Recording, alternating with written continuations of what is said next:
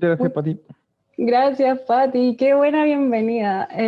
Bueno, ya lo dijo todo. Vamos a partir esta charla con algo que nosotros conocemos, no es secreto para nadie, y es que la arquitectura es difícil. Entonces, el software por naturaleza es cambiante y cuando iniciamos en un proyecto ágil, algunas veces no vemos o no nos preocupamos por conceptos de arquitectura y el producto al final se vuelve súper difícil de cambiar. Aquí tenemos que ver que vienen los requerimientos por parte de un cliente, el código, vienen las pruebas, despliegue y feedback en un ciclo constante de nunca acabar. Tenemos que recordar igual que la arquitectura no está escrita en piedra y por lo tanto no es algo rígido, más bien es algo que va evolucionando a medida que el producto se desarrolla. De todas maneras, no es trivial identificar dónde debería ir cierta lógica de negocio y sin una arquitectura bien definida o en una arquitectura más o menos mala, se vuelve complicado. Entonces, algo que nos puede dar luces de cómo se estructurará la arquitectura son los equipos y la distribución de estos. Aquí aparece nuestro querido Conway con un gráfico que ustedes verán o pueden sentirse reflejados. Él establece que los diseños de sistemas son el fiel reflejo de cómo está estructurada una organización. Y si una organización presenta una estructura de silos donde cada equipo está aislado del resto, el diseño y la arquitectura de los sistemas de esta organización van a presentar los mismos síntomas. Por ejemplo, acá nosotros vemos nuestro equipo de backend, nuestro equipo de frontend, que pueden tener distintas prioridades. El equipo de frontend en algún momento va a pedirle al equipo de infra que le desarrolle algo, o al equipo de backend que le exponga una API, pero los roadmaps de cada equipo van a ser individuales e independientes. Entonces, debemos ver, armar el negocio de tal forma que represente lo que se necesita. Equipos de producto, equipos de proyecto, y aquí parte una de las formas complejas. ¿Qué arquitectura seguir? ¿Qué arquitectura necesito? ¿Qué arquitecturas existen? Hay más de una y nosotros sabemos que sí, existen varios tipos de arquitectura y que buscan resolver distintos problemas porque no hay una bala de plata para todas. Estas van a variar en complejidad. Y entre estos tipos podemos encontrar los monolitos, donde están las arquitecturas por capa, las modulares, los microkernel. También tenemos las arquitecturas distribuidas, donde tenemos nuestros queridos microservicios, orientada a servicios, orientada a eventos. Y aquí es donde queremos parar y hablar un poquito donde aparece el diseño guiado por el dominio, que Yerko nos contará un par de estos conceptos. Javi. Domain Driven Design o diseño guiado por el dominio es un término que trajo Eric Evans en su libro Domain Driven Design. Básicamente lo que busca es disminuir la complejidad en sistemas de desarrollo de software y en industrias que son muy complejas. Entonces, básicamente explicar Domain Driven Design nos va a tomar harto tiempo, entonces vamos a explicar los puntos principales de lo que es Domain Driven Design o diseño guiado por el dominio. Básicamente tenemos 8 puntos.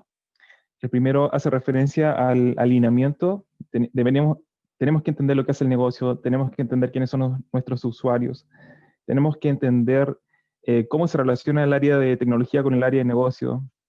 El segundo punto relaciona cómo puedo descubrir las distintas áreas que conforman mi organización. Por ejemplo, cómo están distribuidos, cómo puedo ver, por ejemplo, cómo funciona el área de inventario versus el área de compra. Entonces, el tercer punto hace relación a cómo puedo descubrir estos dominios en base a comportamiento, cómo puedo ver, por ejemplo, cómo puedo modelar distintas áreas de mi organización para pasar al punto 4, que es conectar. Entonces, hace relación a cómo puedo colaborar entre mis distintos dominios de mi organización, cómo puedo, por ejemplo, si estoy en el dominio de inventarios, cómo puedo trabajar con el dominio de compras o cómo puedo trabajar con el dominio de pagos, cómo trabajo de forma colaborativa de lograr el mismo objetivo en distintas áreas de mi organización. El punto 5, que hace referencia a la estrategia, cómo podemos definir dominios centrales que giran alrededor del negocio, cómo podemos, de cierta forma, involucrar la parte técnica y hacerla converger con el negocio, cómo podemos definir roadmaps en conjunto entre distintos tipos de subdominios de mi organización. Por ejemplo, un roadmap que sea común para el área de ventas, un roadmap que sea común para el área de pagos, cómo podemos buscar la mejor estrategia para lograr este objetivo. El punto 6 hace relación a cómo organizo mis equipos. Lo ideal sería organizar equipos que giren en torno a capacidades de negocio, ya sea equipos de pago, equipos de inventario, equipos de compra, y no tener silos, como dijo Javi anteriormente, no tener equipos que no sean colaborativos. Aquí en todo el momento se busca una relación colaborativa a nivel de negocio y a nivel de equipos. Y los últimos dos puntos hacen relación a definir responsabilidades y codear. ¿Cómo podemos definir dónde empieza mi bonding context, que es algo que vamos a hablar un poco adelante? ¿Cómo podemos traspasar esto al código? ¿Cómo podemos buscar formas de alinear nuestro producto con lineamientos de arquitectura que puedan ayudarnos a lograr este objetivo? Entonces, un punto importante en Domain Driven Design es mantener un lenguaje común entre el negocio y tecnología.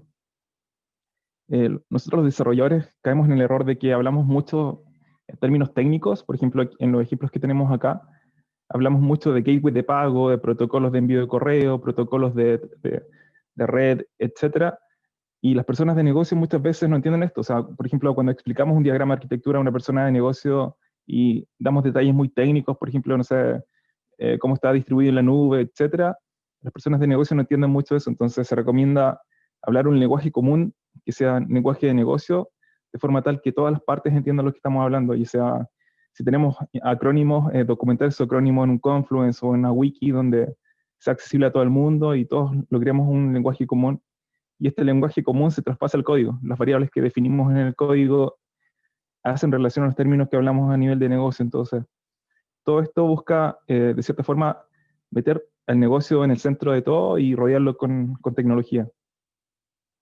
Otro patrón, de hecho es el principal de Domain Driven Design, es el Bounded Context, donde nos permite identificar las áreas del negocio mediante, de forma tal de poder buscar autonomía. Por ejemplo, tenemos este ejemplo donde tenemos distintas áreas de negocio en un contexto de e-commerce, y si hacemos zooms dentro de una área de negocio en específica, por ejemplo, dentro de estos dos contextos, el de envíos y el de inventario, encontramos nuestras unidades de negocio, nuestras entidades, nuestros objetos de dominio.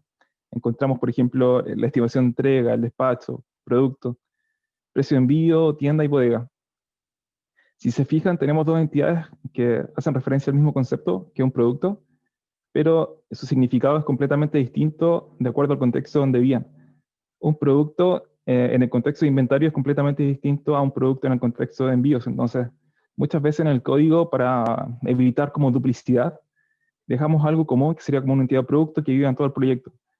Y lo que queremos acá es evitar eso. Por ejemplo, si yo dejo una entidad común, eso me va a generar acoplamiento en muchos niveles y vamos a caer en el error de que si modifico esa entidad, va a provocar cambios en otros dominios.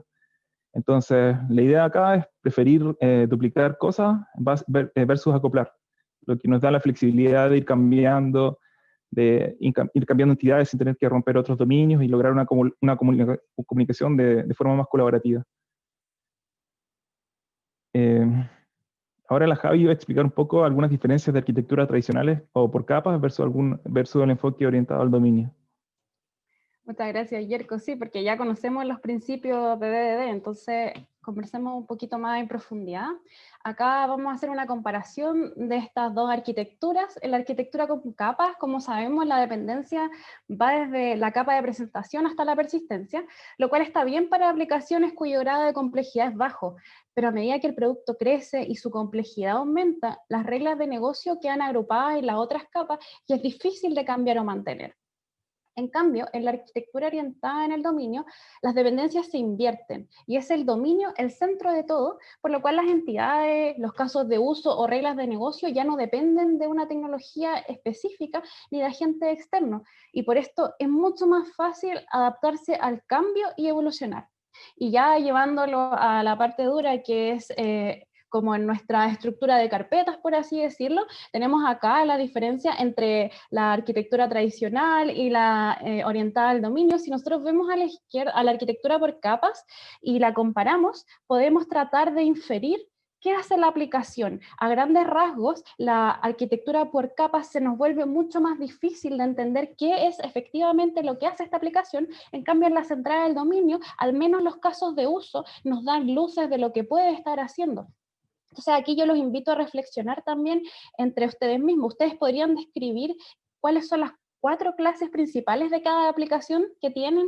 Si quieren pueden después en el Slack hablar un poquito de esto, pueden describir en este ejemplo cuáles son las principales clases. Entonces, ahora nosotros qué queremos hacer es llevarlos un poco a la realidad, llevarlo a nuestros proyectos reales y cosas que hicimos y súper interesantes utilizando este tipo de arquitecturas. Sí, de hecho vamos a explicar implementaciones en distintos proyectos, uno en el que participó la Javi y otro en el que estoy yo. Vamos a empezar con el primer proyecto que hace referencia a un contexto de e-commerce, donde se implementó la arquitectura hexagonal. Entonces, básicamente el objetivo de la arquitectura hexagonal es poner al dominio, o sea, como lo hemos venido diciendo, al dominio en el centro y rodear al dominio por casos de uso o servicios de dominio. Entonces, alrededor de esto tenemos adaptadores que básicamente son los puertos de salida de nuestra aplicación, ya sea base de datos, caché, mensajería, frameworks. Y la ventaja que nos da esta arquitectura es que podemos testear nuestra aplicación o nuestros casos de uso sin tener ninguna dependencia de base de datos o algún servidor web. También nos ayuda a tener código reutilizable, a ser más tolerante al cambio, ya que si necesitamos cambiar algo, solamente cambiamos el adaptador. Si es que necesitamos cambiar un framework, solamente cambiamos el framework o cambiamos la base de datos, pero no impactamos a nuestro corazón, no impactamos a nuestro dominio, que es el centro de todo. Entonces, básicamente nos ayuda a cambiar distintos adaptadores sin tener que modificar nada de nuestro core de negocio o de nuestras reglas de dominio. Aquí tenemos un ejemplo de lo que estoy hablando, donde en la parte izquierda se implementó lo que es estructura de paquetes por feature, donde, por ejemplo, en el primer feature, que es la promesa de entrega, tenemos distintas carpetas. Una es el dominio, la parte de infraestructura, donde tenemos nuestros data providers y nuestros entry points, y la parte de casos de uso, donde residen todas las reglas de negocio más el dominio. Entonces, en este ejemplo, por ejemplo, si se fijan en color rojo, tenemos las distintas entidades de dominio que viven en el corazón de nuestra aplicación. En este caso, promesa de entrega tiene distintas entidades de dominio, precio de envío, producto, grupo logístico, opciones de entrega. En la parte morada lo rodean los casos de uso, que es a lo que queremos hacer. En este caso, queremos generar una promesa de entrega, queremos obtener una promesa de entrega, queremos, por ejemplo, entregar un producto. Y en la parte más de afuera, tenemos los distintos adaptadores que ocupa este feature. Entonces tenemos el adaptador HTTP, que es básicamente el REST endpoint que vamos a utilizar, y distintos adaptadores que vamos ocupando a medida que el proyecto se iba desarrollando. Tenemos un adaptador de Rails para caché, tenemos un adaptador Postgres para persistencia, tenemos distintos adaptadores para comunicación con otros microservicios, ya sea el sistema de inventario, que es el adaptador de productos que está acá, adaptadores para tener el costo de cuánto me cuesta enviar un producto a determinada dirección, y distintos motores de promesa. Entonces, esto nos ayudó harto a por ejemplo, a ir conectando distintos motores de promesa y no tener que tener un proveedor genérico. O sea, podemos tener muchos proveedores que pueden entregar nuestros productos y nosotros los podemos ir cambiando sin tener que afectar las reglas de negocio que viven en el core, en nuestro dominio. Entonces, ¿cómo logramos mantener esta estructura de proyecto en el tiempo? Básicamente necesitamos testear que nuestra arquitectura no se vaya desviando en el tiempo. Necesitamos asegurarnos que cuando ingresan nuevas personas en el equipo, el proyecto no sufre cambios a nivel de arquitectura, que nuestros lineamientos se mantienen. Entonces utilizamos ArchUnit. Esta librería nos ayudó harto a detectar ciclos, detectar acoplamiento, evitar que la arquitectura se vaya desviando. Tenemos algunos ejemplos acá. Por ejemplo, uno de los que más destaco es que, por ejemplo, los objetos de dominio no pueden depender de capas de infraestructura o capas de servicios de aplicación. Entonces, nos asegura tener nuestro dominio aislado y que no pueda desviarse o modificarse en otras capas, que básicamente lo que queremos evitar es siempre mantener el dominio en el centro. También nos ayuda a definir lineamientos de equipo. Por ejemplo, nuestro lineamiento es que nuestras entidades de negocio o nuestros casos de uso no dependan de ninguna librería externa. De forma tal de que si, por ejemplo, una librería tiene vulnerabilidades, no nos afecta a nosotros porque no tenemos dependencia de nada. Entonces, sí es posible poner reglas si es posible testear tu arquitectura, si es posible tener test automatizados a tu arquitectura, que te ayudan a asegurarte eso, de que tu arquitectura no se desvíe en el tiempo y tener una calidad y que mantener prácticas comunes a nivel de desarrollo con tu equipo. Najá iba a seguir explicando su implementación en su proyecto.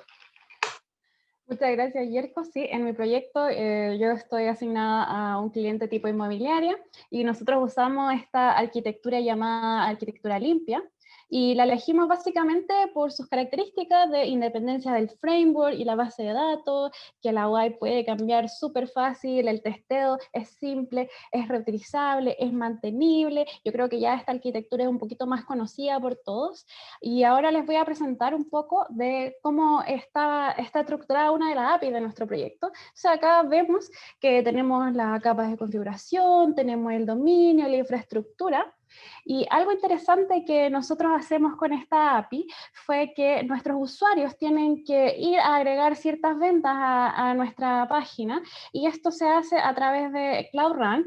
Al empezar la aplicación había un promedio de arranque de 21.6 segundos utilizando Spring Boot.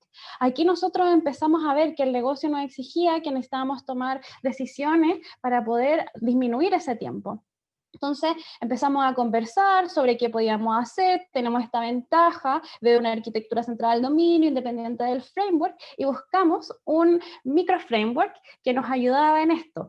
Aquí aparece Spark Java, que no es el mismo Apache Spark, sino que es un micro framework parecido a Spring Boot, mucho más liviano, donde al aplicarlo nos ayudó a bajar el promedio de latencia de arranque. Ya no eran 20 segundos, eran 4.4. Lo que sí tuvimos que hacer algunos cambios súper simples, pero de todas maneras que se vieron reflejados en el código. Spring Boot trae ciertas cosas como Spring Security, nosotros implementamos un middleware para mejorar eso, generamos un archivo de configuraciones de ruta, ya que Spring Boot lo traía, pero de todas maneras pudimos ver que el cambio de framework fue súper simple. Igualmente nos tocó hacer un cambio de base de datos donde pasamos de MySQL a Firestore. Y ahí nos dimos cuenta que el cambio más difícil de hacer eso fue el de mindset, el de pensar que ya no teníamos una base de datos relacional, sino que una no relacional. Entonces, al final, nosotros, ¿qué tuvimos que hacer? Crear un par de scripts para solamente hacer este cambio de base de datos, lo que nos ayudó mucho a que nuestras siguientes API, esta fuera la arquitectura que va a estar por siempre en este proyecto, al menos desde este momento hacia atrás. Entonces, ahora Yerko les va a contar un poco de cómo pueden comenzar con este tipo de arquitectura.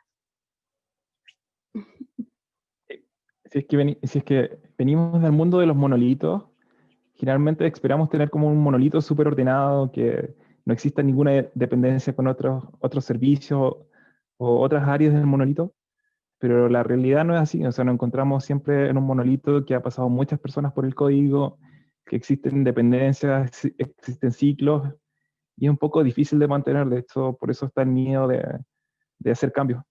Y algunos consejos para evitar esto, si es que estamos en la parte de monolitos y no podemos tener microservicios por X razón, es introducir el concepto de monolitos modulares, donde tengo un monolito y ese monolito lo voy construyendo en base a capacidades de negocio. Por ejemplo, tengo un módulo de pagos, un módulo de inventario, un módulo de envíos, un módulo de catálogo, en este ejemplo.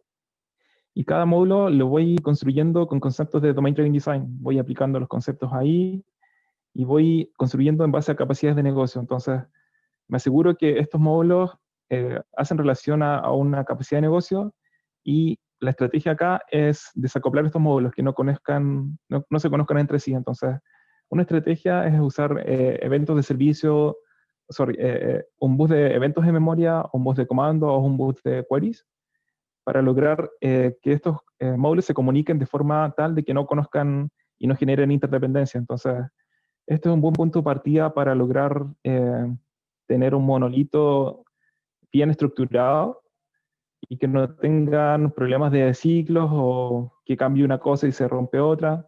Entonces, de esta forma te asegura el concepto de que puedes tener una unidad de despliegue lo suficientemente robusta para que en su debido tiempo lo puedas llevar a microservicios.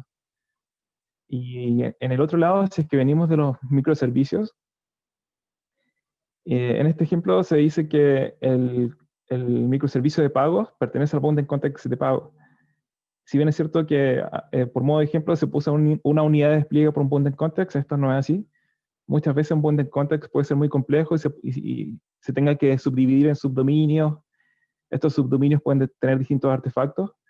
Entonces acá la clave es modelar esto en equipos de producto, donde cada producto sea el que maneje el ciclo de vida completo del producto, ya sea que busque implementar mejoras, ya sea que busque lograr evolucionar, escalar y lograr un objetivo, que es como lograr eh, la mejor calidad posible y facilitar un poco el proceso de desarrollo. Entonces muchas veces es un poco difícil identificar cómo puedo empezar. Aquí tenemos algunos lineamientos de cómo empezar a descomponer los límites o trazar límites a nivel de servicio. Uno de ellos es el tamaño. ¿Qué tan frecuentes son los cambios en cierta parte de mi aplicación? Por ejemplo, si tengo un módulo que cambia constantemente versus otro módulo que no cambia. Por ejemplo, si tengo reportes anuales, ese módulo no va a cambiar mucho. Entonces, esos criterios son bastante importantes. Otro es la cohesión, cómo se comunican con otros distintos servicios, autoridad, por ejemplo, si tengo la capacidad de tomar decisiones o autonomía, el feedback que tengo del consumidor, cómo puedo trazar límites a nivel de bonding context. Entonces son algunos principios que podemos tener en cuenta al momento de trazar microservicios. ¿Y cuál elegir, monolitos o microservicios? Esto depende de qué tan madura es tu organización a nivel de una cultura de DevOps. Por ejemplo, si no tienes una cultura de DevOps fuerte y está, no sé, tiene 2 microservicios, esto va a ser un poco complejo, ya que los microservicios vienen con una complejidad alta. Tienes que poner sistemas resilientes, observabilidad, y es un poco difícil modelar esto.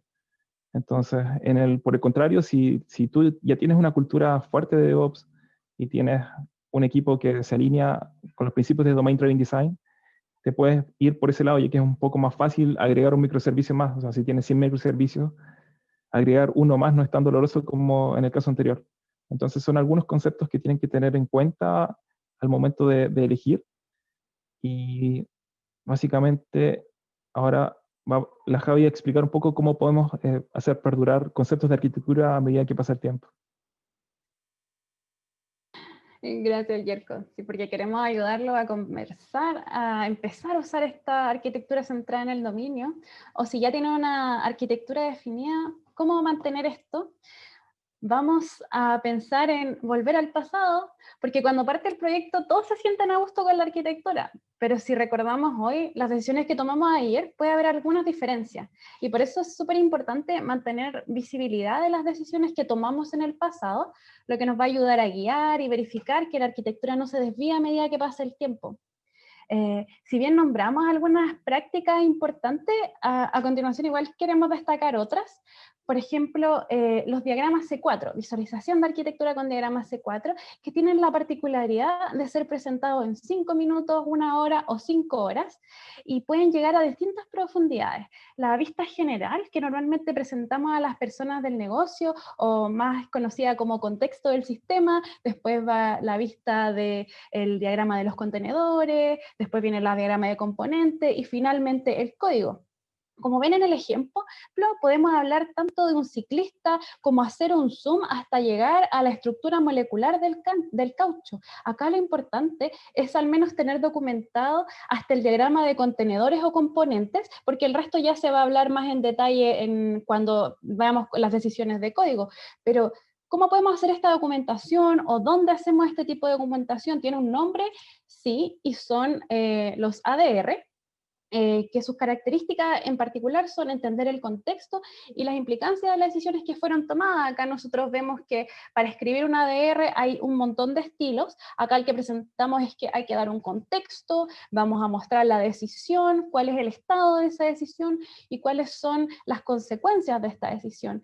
¿Y por qué necesitamos esto? Porque facilita el onboarding del equipo y facilita el traspaso del producto a otro equipo. ¿Qué quiere decir esto? Que cuando llegan nuevos desarrolladores, quizás se van a cuestionar un poco el por qué hay algo hecho, pero ir a los ADR apenas llegas nos da luces de cómo podemos avanzar, de qué podemos hacer y por qué se hace de tal forma y qué sugerencias podemos traer además. Entonces, ¿qué forma práctica además tenemos de mantener nuestra arquitectura y que además le entregue valor al negocio? Yerko ya nos contó una que era con pruebas, pero hay hartos tipos de pruebas. Entonces, a un lado tenemos las típicas pruebas que tratamos de aplicar en todos nuestros proyectos. Nosotros como ThoughtWorkers usamos harto Test Driven Domain, donde partimos del test. Entonces, tratamos de seguir la pirámide en prueba, donde verificamos que las características se ajusten a los resultados comerciales deseados.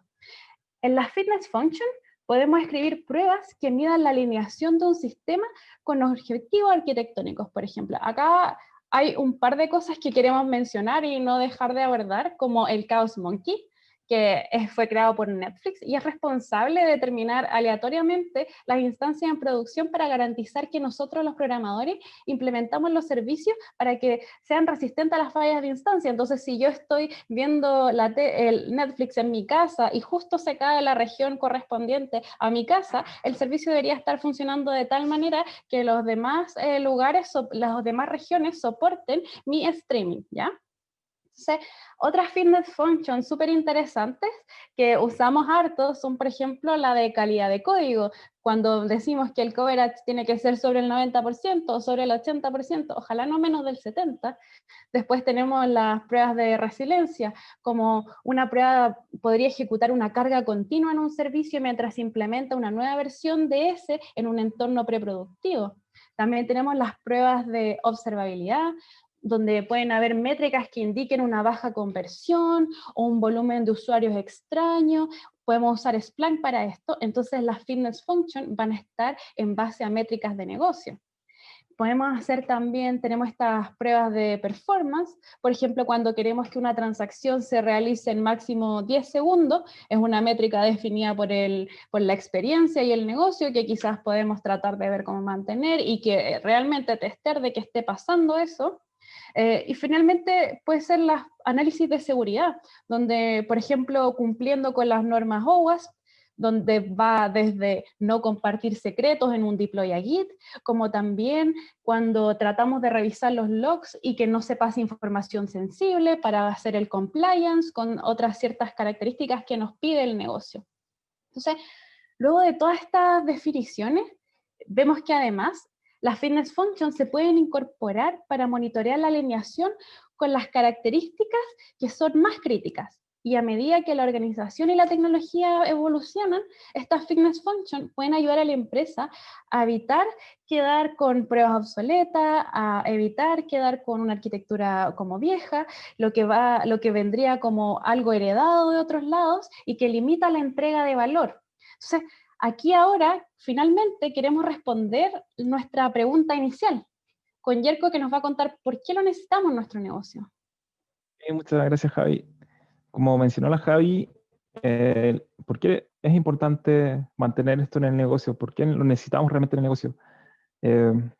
Cuando abrimos la presentación hablamos un poco de la ley de Conway, y aquí para terminar queremos dar hincapié a que podemos dar un giro a la ley de Conway, podemos aplicar la maniobra inversa de Conway, de forma tal de no crear silos, sino que crear equipos de negocio que tienen alrededor de capacidades de negocio, que puedan tener la autonomía de tomar decisiones, la autonomía de hacerse responsables de todo el ciclo de vida del producto, de evolucionar el producto, de escuchar a sus usuarios, de lograr obtener feedback, de lograr tener una colaboración.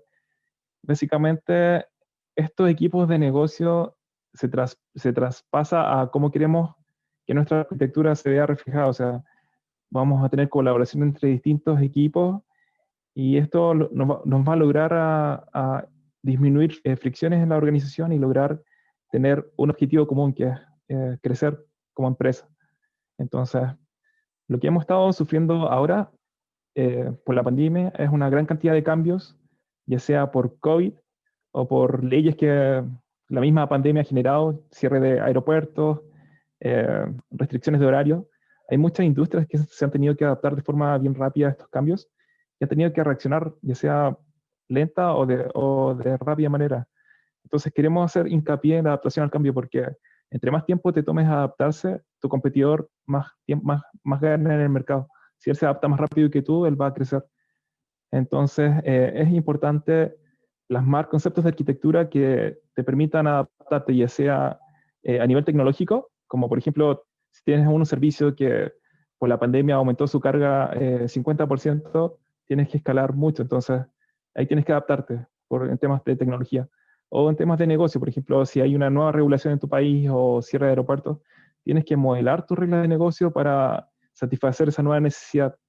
Entonces tienes que adaptarte al cambio y los conceptos de Domain Driven Design y arquitectura centrada en el dominio, ya sea la Clean Architecture o arquitectura hexagonal o Onion Architecture, lo que buscan es eso, poner al negocio en el centro y cualquier cambio que necesitas hacer en tecnología los vas haciendo sin tener que tener mucha fricción o mucho dolor en esos cambios.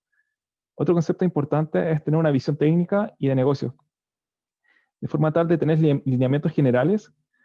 Haciendo la analogía, acá si es que subimos esta montaña, podemos ver la ciudad, podemos entender cómo está organizada esta ciudad, podemos entender dónde está el área comercial, dónde están los parques, dónde está la zona más industrial.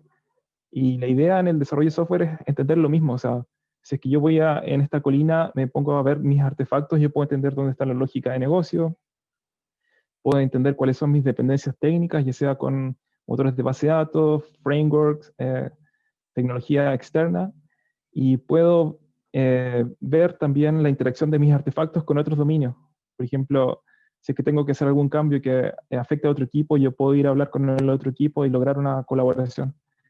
Entonces, lo que buscamos acá es eliminar silos, centrarnos en el negocio y lograr evolucionar nuestros productos que se adapten al cambio, y desarrollar de forma tal de que cualquier nuevo feature o cualquier nuevo cambio no sea tan doloroso, ya que tenemos como una estructura de desarrollo y básicamente con lo que mencionamos anteriormente, con las pruebas unitarias, con las pruebas de arquitectura, con las fitness function que mencionó la Javi, con la documentación de arquitectura podemos lograr un objetivo, podemos lograr esta visión técnica de nuestros productos y también alinearnos con el negocio. Entonces, hago hincapié en eso, de que nosotros somos expertos de tecnología, pero no sabemos cómo funcionan ciertas industrias. O sea, yo estoy experto en tecnología, pero no sé cómo funciona una industria de una banca, por ejemplo. Entonces, hacer mención a que necesitamos la colaboración, necesitamos colaborar entre negocio y tecnología. Y para cerrar, dejamos algunas lecturas recomendadas.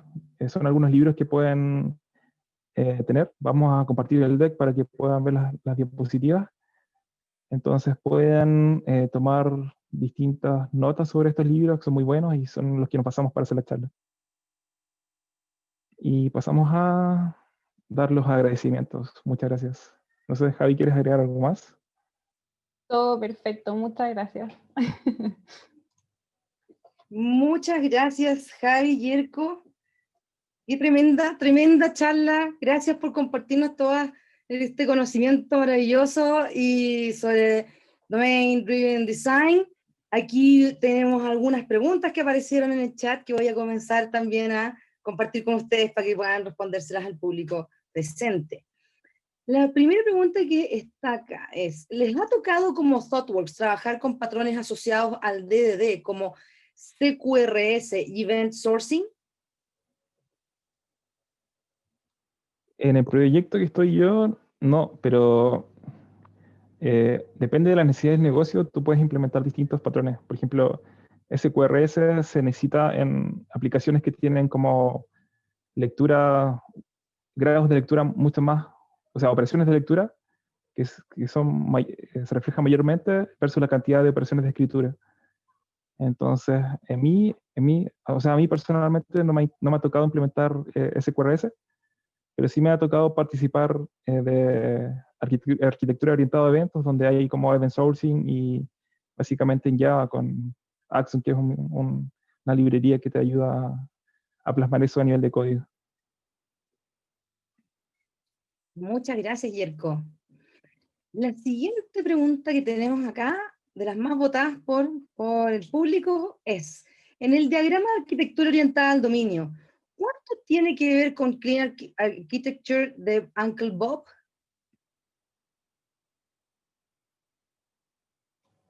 Bueno, el Clean Architecture sí es un concepto de Uncle Bob. Nosotros lo tomamos y lo adaptamos, utilizamos lo que él nos dice, utilizamos ciertos principios, pero es una más de las arquitecturas que existen en este tipo, en el DDD, en el mundo del DDD. Entonces hay que ver cuál es el sabor de Clean Architecture que vamos a usar nosotros en nuestros proyectos, pero sí. Súper, muchas gracias, Javi. La tercera preguntita es, ¿han encontrado retos en la implementación de DDD en aplicaciones basadas en frameworks como Spring que de alguna manera fuerzan el acoplamiento entre el framework y el código relacionado al dominio? En el proyecto tuvimos que hacer un trade-off.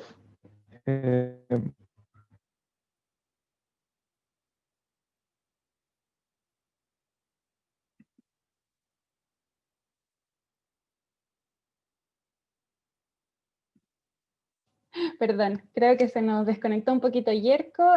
Pati, ¿me puedes repetir la pregunta, por favor? Sí, por supuesto. ¿Han encontrado retos en la implementación de DDD en aplicaciones basadas en frameworks como Spring que de alguna manera fuerzan el acoplamiento entre el framework y el código relacionado al dominio? Ya, sí, hartos desafíos. Spring es algo súper complejo, trata de acoplarse a harto, pero hemos encontrado cosas interesantes para hacer, como estas clases de configuración, donde nosotros podemos definir las reglas o definir los bits que queremos agregar, y esto nos ayuda mucho a tratar de ser independientes del framework. En mi proyecto en particular, quitamos Spring Boot ciertas partes para usar este micro framework que es Spark Java. Buenísimo. Mira, a ver, siguiendo con las preguntas, ya tenemos otra pregunta más que dice, según su visión, ¿sería correcto acoplar casos de uso entre sí? Por ejemplo, si tengo un caso de uso fetch order y otro fetch list of orders, ¿sería correcto reusar el primero para resolver el segundo? Ahí yo creo que va a depender mucho de cómo se estructure el caso de uso y que si son en realidad casos de uso distintos. La idea no es tratar de heredar caso de uso, sino que ojalá sean individuales, pero tampoco tenerle tanto miedo a la duplicidad, porque a veces eso es lo que nos pasa, tratamos de evitar mucho el duplicar código, pero no necesariamente tiene que ser malo si en realidad el caso de uso está siendo diferentemente aplicado en eso. Genial, Sí, muchas disculpa, gracias. me caí por unos par de minutos. Los desafíos de trabajar, de estar remoto, ¿cierto? Sí, es parte de... Es parte de, no, por supuesto. Pero gracias, Jirko, aquí, volver a estar aquí con nosotros y tu público aquí expectante. Una siguiente preguntita que hay acá es, ¿cuál fue la magnitud del cambio a Spark? ¿Cómo se compara la experiencia de desarrollo entre los dos frameworks? Bueno, nosotros lo usamos harto en el proyecto, es Spark Java, para que no se confundan cuando lo vayan a googlear. La experiencia de desarrollo es similar, tiene documentación básica, pero de todas maneras sigue siendo bien robusto y cumple lo que necesitamos.